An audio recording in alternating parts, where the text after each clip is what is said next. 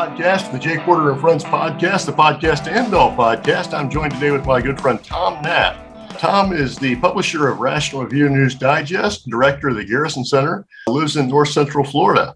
I've known Tom for, probably close to 15 years now.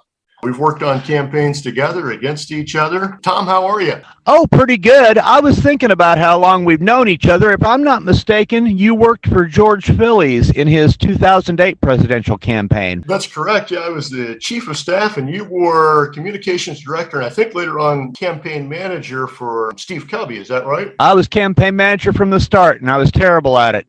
Oh, you did a great job. That was a very interesting year. 2008 convention. I think we had close to 13, 14 candidates. Bob Barr jumped in at the last minute and got the nomination, unfortunately. Yeah, we had Mike Gravel and Wayne Allen Root and Christine Smith and of course Mary Ruart, who almost pulled it off versus Barr. Just about. I hate to admit it, but the last delegate vote I gave to Bob Barr, I've never forgiven myself for that. Well, now that I know it, I'll never forgive you for it. It was kind of a strange campaign because I was actually doing some work for Mary as well, for Dr. Ruart, with Steve Cubby's full knowledge. You know, she was our fallback. If Steve wasn't going to make it, and it didn't look like he was, then, we go all in for Dr. Ruart. My big disappointment there, I think the campaign would have gone better if Bob Barr would have asked the convention to nominate Steve as his vice presidential candidate, because we would have had a contrast there. An old drug warrior and an opponent of the war on drugs who had, been to jail for it and everything else would have made great media, in my opinion. We could have had such a great campaign if Bob Barr and Steve Cubby could have played off against each other, and if Barr would have stayed penitent about his past instead of apologizing at the convention and then as soon as he got nominated going out and bragging about the stuff he had just apologized for. Well, and for me it actually came down to the fact, I had Barr who knew I opposed him. I was there when he announced in Kansas City and I refused to give him a standing ovation. And I remember getting the look on Bob Barr's face whenever he walked past me. And Mary never asked for my delegate vote after Phillies would be eliminated. And so I thought, he's the politician. And I didn't think we'd get Wayne Allen Root as VP. Yeah. I stayed on the floor trying to fight that. And that was the worst part of it. I thought that it would be an opportunity. And I actually thought that he was becoming more radical. He endorsed Badnarik in 2004. I thought that he was becoming more radical. Made it my vow never to get fooled again like that, though. Well, what is your policy on profanity on your podcast? Oh, I allow it.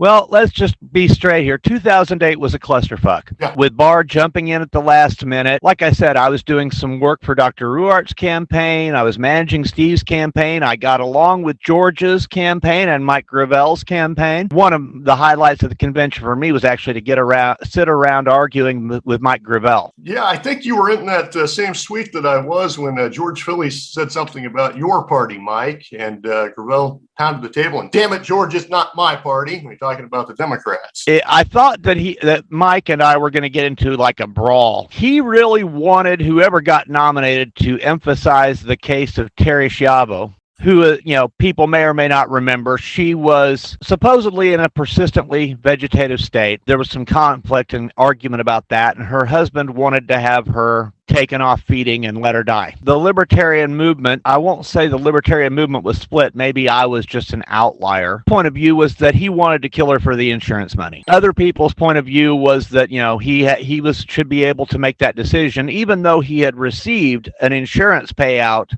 on his claim that the money would be used, to take care of her for the rest of her life, natural life. So Mike was, ranting on that, and I put in something negative. And at the same time, George knows how to do a sweep. George Phillies. This big plate of nachos came in, and it's like instead of punching each other, Mike Gravel and I were like reaching for the nachos and like grabbing at them. It was just fun. It really was. Steve Gordon, who I worked with on Aaron Russo and Michael Badnarik's campaign, was Barr's, if not his manager, his de facto manager. Right before the balloting started, I told Steve, I think that if Barr doesn't win on the first ballot, he loses. And Steve Gordon, who has since died, and he's one of the people I miss, just like turned about the white color of antique white paint. He thought I was right. is what it was. Barr didn't win on the first ballot. And how long did that go? Like 6 ballots? Yeah, I think it was 6 ballots. It seems like it lasted forever. And I'll never forget Daniel Imperato. I remember getting a call or a text or something from one of the Phillies supporters said, "You got to get out here. Daniel Imperato is giving Bob Barr a bear hug and saying, 'I nominate Bob Barr.' And Barr's trying to get away from him." And Daniel Imperato was a candidate that spent, I don't know, hundreds of thousands of dollars to get, I think, 1 delegate vote. Well, he kind of defined vanity campaign. Anybody who was watching Daniel Imperato knew he wasn't going to get the nomination. He spent money. He went to conventions. He campaigned hard. He seemed like a fun guy. It's just that he wasn't a libertarian at all. It was just interesting, the amount of characters you had up there. And, I remember Christine Smith comes out as running as more of a moderate and then tries to claim that at the end that Mary Ruark's not radical enough. That she's not really a radical and campaigns as more radical than Mary Ruark. Yeah, that was fascinating to me. And just watching that, and you mentioned Steve Gordon, and he's one of the people that convinced me to vote for Barr. I think Bob Barr was going to get great vote totals like they thought. I didn't think it was going to be that impressive.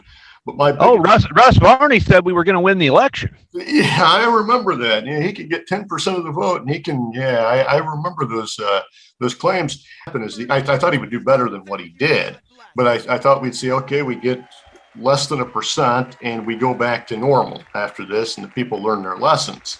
I didn't find Mary in some ways to be that strong of a candidate.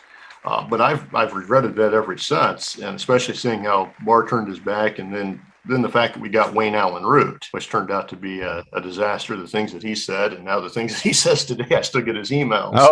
Oh yeah. Well, we got a lot of good things out of that convention. I think we got you. We got another guy whose name I am just drawing a blank on. His first name is Chris. And he was with Gravel's campaign, and he's since been on the LNC. He's Chris Thrasher? Yeah, Chris Thrasher. He showed up at the convention with Gravel, and he was a Democrat, and he has been with the LP ever since. There were a lot of people, I think, that did come around that time, and it's been interesting because, I can remember I was involved with the Iowa Party for a couple of years before that, but, I can remember when people didn't know what a libertarian was. Now we got to the point that we were able to define it. People knew what it was.